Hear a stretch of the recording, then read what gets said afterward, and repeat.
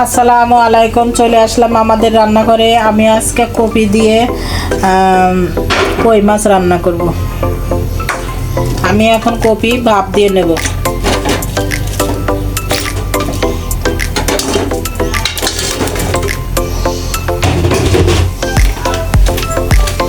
আমি এখন কপিটা ভালো করে ভাপ দিয়ে নেব। হালকা একটু লবণ দিয়ে দিলাম, এখন ঢেকে দিলাম। ভাপ দেওয়া হয়ে গেছে, আমি এখন ঢেলে নিলাম।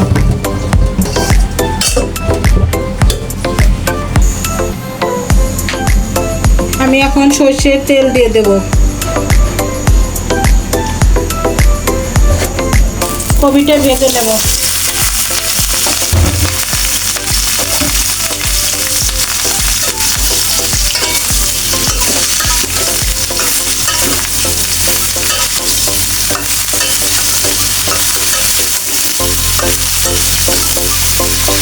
ভালো করে তেল দিয়ে কপিটা ভালো করে ভেজে নেবেন।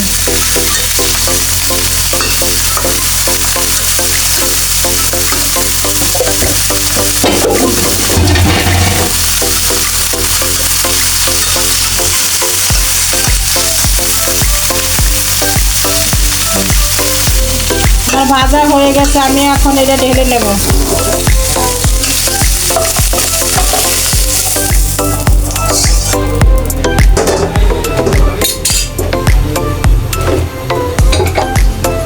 আমি এখন কাঁচামরিচ দিয়ে দেব, পেঁয়াজ দিয়ে দেব।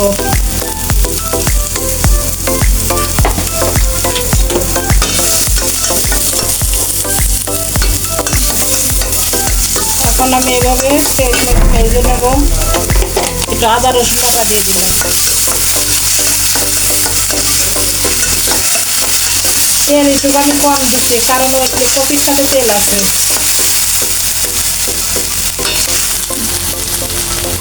এখানে হলুদের গুঁড়ো এক চামচ, ধনের গুঁড়ো, জিরার গুঁড়ো, লবণ, শুকনো মরিচের গুঁড়ো সব একত্র করে আমি একটু কষা নেব। হালকা একটু পানি দিয়ে দেবো। এখন আমি মাছটা দিয়ে দেব, কই মাছ।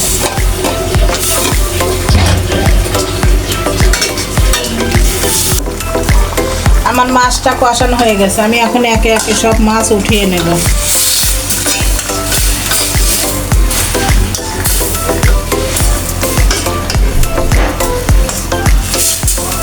এভাবে সব মাছ আমি উঠিয়ে নিলাম। এখন আমি ভাজা কপিগুলো দিয়ে দেব।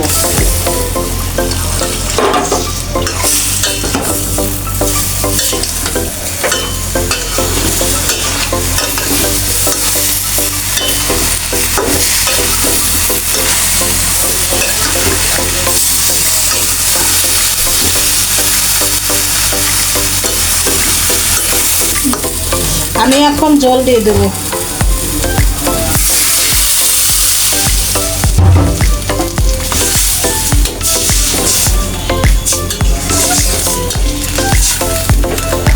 মাছ দিয়ে দেব।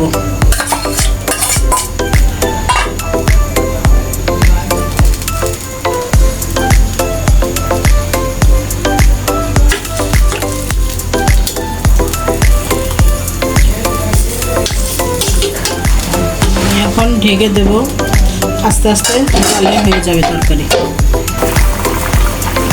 এই দেখেন আমার কই মাছ দিয়ে কপি রান্না কত সুন্দর হয়েছে।